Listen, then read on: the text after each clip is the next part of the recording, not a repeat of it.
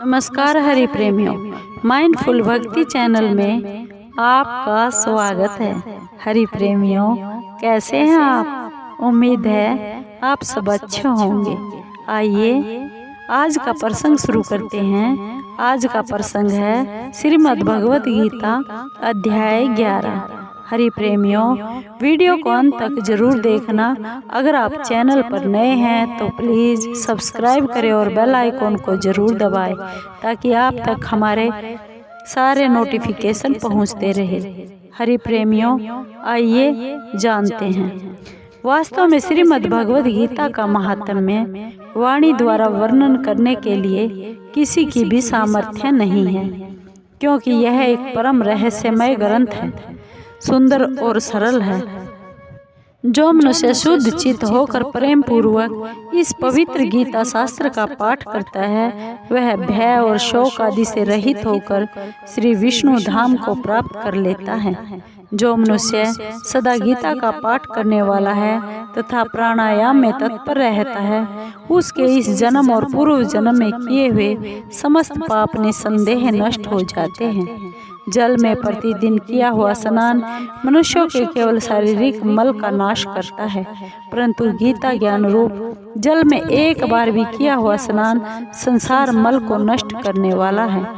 जो साक्षात कमलनाथ भगवान विष्णु के मुख कमल से प्रकट हुई है, उस गीता का ही भली भांति गान करना चाहिए, जो महाभारत का अमृत सार है तथा जो भगवान श्री कृष्ण के मुख कमल से प्रकट हुआ है।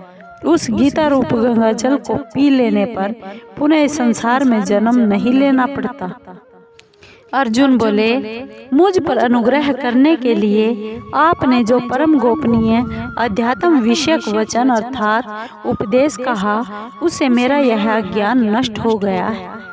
क्योंकि हे कमल नेत्र, मैंने आपसे भूतों की उत्पत्ति और प्रलय विस्तार पूर्वक सुने हैं तथा आपकी अविनाशी महिमा भी सुनी है। हे परमेश्वर, आप अपने को जैसा कहते हैं यह ठीक ऐसा ही है, परंतु हे पुरुषोत्तम, आपके ज्ञान, ऐश्वर्य, शक्ति, बल, वीर्य और तेज से युक्त ईश्वर रूप को मैं प्रत्यक्ष देखना चाहता हूँ। हे प्रभो, यदि मेरे द्वारा आपका वह रूप देखा जाना शक्य है, ऐसा आप मानते हैं, तो हे योगेश्वर, उस अविनाशी स्वरूप का मुझे दर्शन कराइए। श्री भगवान बोले, हे पार्थ, अब तू मेरे सैकड़ों हजारों नाना प्रकार के और नाना वर्ण तथा नाना आकृति वाले अलौकिक रूपों को देख। हे भरतवंशी अर्जुन, तुम मुझ में आदित्यों को अर्थात अदिति के 12 पुत्रों को, 8 वसुओं को, 11 रुद्रों को, दोनों अश्विनी कुमारों को और 49 मरुत गणों को देख तथा और भी बहुत से पहले न देखे हुए आश्चर्यमय रूपों को देख। हे अर्जुन, अब इस मेरे शरीर में एक जगह स्थित चराचर सहित संपूर्ण जगत को देख तथा और भी जो कुछ देखना चाहता हो सो देख, परंतु मुझको इन अपने प्राकृतिक नेत्रों द्वारा देखने में तुम निसंदेह समर्थ नहीं हो। इसी से मैं तुझे दिव्य दृष्टि अलौकिक चक्षु देता हूँ, जिससे तू मेरी ईश्वरीय योग शक्ति को देख।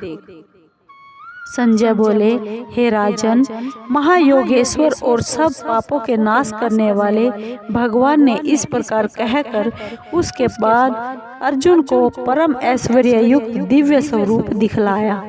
अनेक मुख और नेत्रों से युक्त, अनेक अद्भुत दर्शनों वाले, बहुत से दिव्य भूषणों से युक्त और बहुत से दिव्य शस्त्रों को हाथों में उठाए हुए, दिव्य माला और वस्त्रों को धारण किए हुए और दिव्य गंध का सारे शरीर में लेप किए हुए, सब प्रकार के आश्चर्यों से युक्त, सीमा रहित और सब और मुख किए हुए विराट स्वरूप परम देव परमेश्वर को अर्जुन ने देखा। आकाश में 1000 सूर्यों के एक साथ उदय होने से उत्पन्न जो प्रकाश हो, वह भी उस विश्व रूप परमात्मा के प्रकाश के सदृश कदाचित ही हो। पांडु पुत्र अर्जुन ने उस समय अनेक प्रकार से विभक्त अर्थात पृथक पृथक संपूर्ण जगत को देवों के देव श्री कृष्ण भगवान के उस शरीर में एक जगह स्थित देखा। उसके अनंतर वे आश्चर्य से चकित और पुलकित शरीर अर्जुन प्रकाशमय विश्व रूप परमात्मा को श्रद्धा भक्ति सहित सिर से प्रणाम करके हाथ जोड़कर बोले, हे अर्जुन। अर्जुन बोले, हे देव, मैं आपके शरीर में संपूर्ण देवों को तथा अनेक भूतों को, समुदाय को, कमल के आसन पर विराजित ब्रह्मा को, महादेव को और संपूर्ण ऋषियों को तथा दिव्य सर्पों को देखता हूँ। हे संपूर्ण विश्व के स्वामी, आपको अनेक भुजा, पेट, मुख और नेत्रों से युक्त तथा सब ओर से अनंत रूपों वाला देखता हूँ। हे विश्व रूप, मैं आपके न अंत को देखता हूँ, न मध्य को, न आदि को। आपको मैं मुकुट युक्त, गदा युक्त, चक्र युक्त तथा सब ओर से प्रकाशमान तेज के पुंज, प्रज्वलित अग्नि और सूर्य के सदृश ज्योति युक्त, कठिनता से देखे जाने वाले और सब ओर से अप्रमेय स्वरूप देखता हूँ। आप ही जानने योग्य परम अक्षर अर्थात परब्रह्म परमात्मा हैं। आप ही इस जगत के परम आश्रय हैं। आप ही अनादि धर्म के रक्षक हैं और आप ही अविनाशी सनातन पुरुष हैं, ऐसा मेरा मत है। आपको आदि, अंत और मध्य से रहित, अनंत सामर्थ्य से युक्त, अनंत भुजा वाले, चंद्र सूर्य रूप नेत्रों वाले, प्रज्वलित अग्नि रूप मुख वाले और अपने तेज से इस जगत को संतप्त करते हुए देखता हूँ। हे महात्मन, यह स्वर्ग और पृथ्वी के बीच का संपूर्ण आकाश तथा सब दिशाएं एक आप से ही परिपूर्ण हैं तथा आपके इस अलौकिक और भयंकर रूप को देखकर तीनों लोग अति व्यथा को प्राप्त हो रहे हैं। वे ही देवताओं के समूह आप में प्रवेश करते हैं और कुछ भयभीत होकर हाथ जोड़े आपके नाम और गुणों का उच्चारण करते हैं तथा महर्षि और सिद्धों के समुदाय कल्याण हो ऐसा कहकर उत्तम उत्तम स्तोत्रों द्वारा आपकी स्तुति करते हैं। जो 11 रुद्र और 12 आदित्य तथा 8 वसु, साध्यगण, विश्वदेव, अश्विनी कुमार तथा मरुदगण और पितरों का समुदाय तथा गंधर्व, यक्ष, राक्षस और सिद्धों के समुदाय है, वे सब ही विस्मित होकर आपको देखते हैं।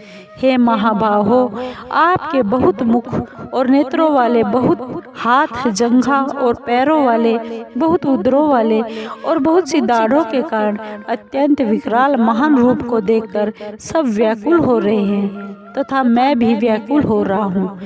क्योंकि हे विष्णु, आकाश को स्पर्श करने वाले, दैदीप्यमान, अनेक वर्णों से युक्त तथा फैलाए हुए मुख और प्रकाशमान विशाल नेत्रों से युक्त आपको देखकर भयभीत अंतःकरण वाला मैं धीरज शांति नहीं पाता हूँ। दाढ़ों के कारण विकराल और प्रलय काल की अग्नि के समान प्रज्वलित आपके मुखों को देखकर मैं दिशाओं को नहीं जानता हूँ और सुख भी नहीं पाता हूँ। इसलिए हे देवेश, हे जगन निवास, आप प्रसन्न हो। वे सभी धृतराष्ट्र के पुत्र राजाओं के समुदाय सहित आप में प्रवेश कर रहे हैं और भीष्म पितामह, द्रोणाचार्य तथा वह कर्ण और हमारे पक्ष के भी प्रधान योद्धाओं के सहित सब के सब आपके दाढ़ों के कारण विकराल भयानक मुखों में बड़े वेग से दौड़ते हुए प्रवेश कर रहे हैं और कई एक चूर्ण हुए सिरों सहित आपके दांतों के बीच में लगे हुए दिख रहे हैं। जैसे नदियों के बहुत से जल के प्रवाह स्वाभाविक ही समुद्र के ही सम्मुख दौड़ते हैं अर्थात समुद्र में प्रवेश करते हैं, वैसे ही वे नरलोक के वीर भी आपके प्रज्वलित मुखों में प्रवेश कर रहे हैं। जैसे पतंग मोहवश नष्ट होने के लिए प्रज्वलित अग्नि में अति वेग से दौड़ते हुए प्रवेश करते हैं, वैसे ही ये सब लोग भी अपने नाश के लिए आपके मुखों में अति वेग से दौड़ते हुए प्रवेश कर रहे हैं। आप उन संपूर्ण लोकों को प्रज्वलित मुखों द्वारा ग्रास करते हुए सब ओर से बार बार चाट रहे हैं। हे विष्णु, आपका उग्र प्रकाश संपूर्ण जगत को तेज के द्वारा परिपूर्ण करके तपा रहा है। मुझे बतलाइए कि आप उग्र वाले रूप वाले कौन हैं। हे देवों में श्रेष्ठ, आपको नमस्कार हो। आप प्रसन्न होइए। आदि पुरुष, आपको मैं विशेष रूप से जानना चाहता हूँ। श्री भगवान बोले, मैं लोकों का नाश करने वाला बढ़ा हुआ महाकाल हूँ। इस समय इन लोकों को नष्ट करने के लिए प्रवृत्त हुआ हूँ। इसलिए जो प्रतिपक्षियों की सेना में स्थित योद्धा लोग हैं, वे सब तेरे बिना भी नहीं रहेंगे, अर्थात तेरे युद्ध न करने पर भी इन सब का नाश हो जाएगा। अतएव तू उठ, यश प्राप्त कर और शत्रुओं को जीत कर धन धान्य से संपन्न राज्य को भोग। ये सब सूरवीर पहले से ही मेरे द्वारा मारे हुए हैं। हे सव्यासीन, तू तो केवल निमित्त मात्र बन जा। द्रोणाचार्य और भीष्म पितामह तथा जयद्रथ और कर्ण तथा और भी बहुत से मेरे द्वारा मारे हुए शूरवीर योद्धाओं को तू मार। भय मत कर, निसंदेह तू युद्ध में वैरियों को जीतेगा, इसलिए युद्ध कर। संजय बोले, केशव भगवान के इस वचन को सुनकर मुकुटधारी अर्जुन हाथ जोड़कर कांपता हुआ नमस्कार करके फिर भी अत्यंत गंभीर और भयभीत होकर प्रणाम करके श्री कृष्ण भगवान के प्रति गदगद वाणी से बोले। अर्जुन बोले, हे अंतर्यामिन, यह योग्य ही है कि आपके नाम गुण और प्रभाव के कीर्तन से जगत अति हर्षित हो रहा है और अनुराग को प्राप्त हो रहा है तथा भयभीत राक्षस लोग दिशाओं में भाग रहे हैं और सब सिद्ध गणों के समुदाय नमस्कार कर रहे हैं। हे महात्मन, ब्रह्मा के भी आदिकर्ता और सबसे बड़े आपके लिए वे नमस्कार कैसे ना करें, क्योंकि हे अनंत, हे देवेश, हे जगन निवास, जो सत असत और उनसे परे अक्षर अर्थात सच्चिदानंद घन ब्रह्म है, वह आप ही हैं। आप आदिदेव और सनातन पुरुष हैं। आप इस जगत के परम आश्रय और जानने वाले और जानने योग्य और परम धाम हैं। हे अनंत रूप, आपसे यह सब जगत व्यापक अर्थात परिपूर्ण है। आप वायु, यमराज, अग्नि, वरुण, चंद्रमा, प्रजा के स्वामी ब्रह्मा और ब्रह्मा के भी पिता हैं। आपके लिए हजारों बार नमस्कार नमस्कार हो। आपके लिए फिर भी बार बार नमस्कार नमस्कार। हे अनंत सामर्थ्य वाले, आपके लिए आगे से और पीछे से भी नमस्कार। हे सर्वात्मन, आपके लिए सब ओर से ही नमस्कार हो, क्योंकि अनंत पराक्रमशाली आप समस्त संसार को व्याप्त किए हुए हैं।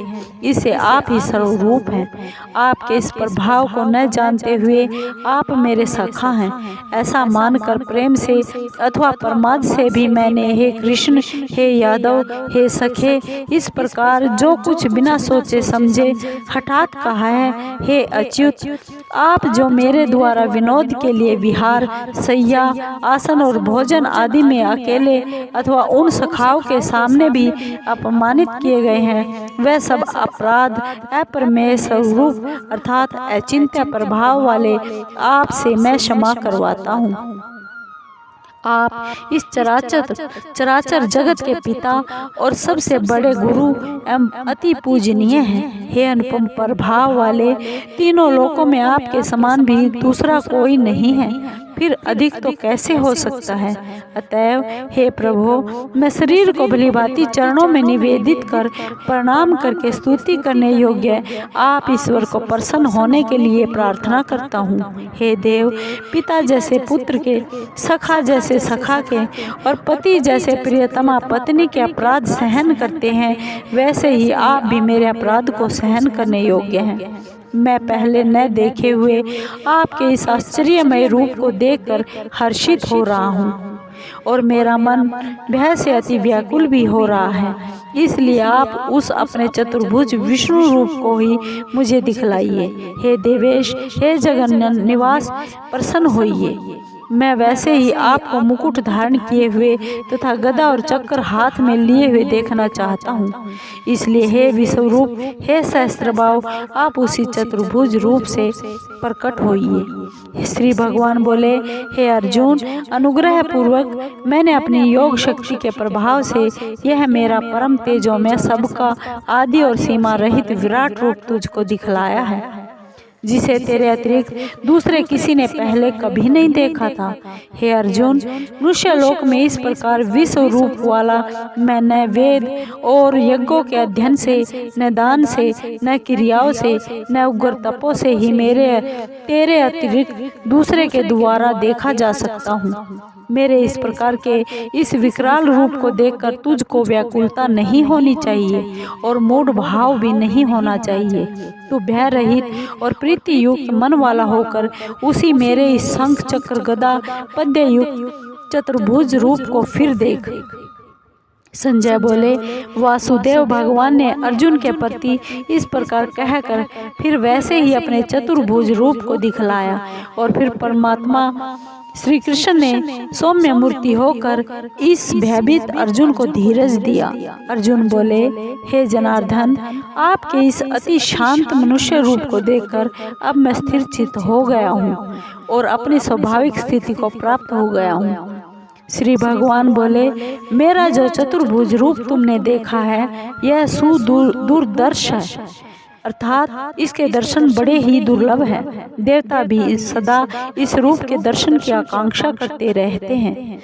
जिस प्रकार तुमने मुझको देखा है इस प्रकार चतुर्भुज वाला रूप मैं न वेदों से, न तप से, न दान से और न यज्ञ से ही देखा जा सकता हूँ, परंतु हे परंतप अर्जुन, अनन्य भक्ति के द्वारा इस प्रकार चतुर्भुज रूप वाला मैं प्रत्यक्ष देखने के लिए तथा उसे जानने के लिए तथा प्रवेश करने के लिए अर्थात एक ही भाव से प्राप्त होने के लिए भी शक्य हूँ। हे अर्जुन, जो पुरुष केवल मेरे लिए ही संपूर्ण कर्तव्य कर्मों को करने वाला है, मेरे परायण है, मेरा भक्त है, आसक्ति रहित है और संपूर्ण भूत प्राणियों में वैर भाव से रहित है, वह अनन्य भक्ति युक्त पुरुष मुझको ही प्राप्त होता है।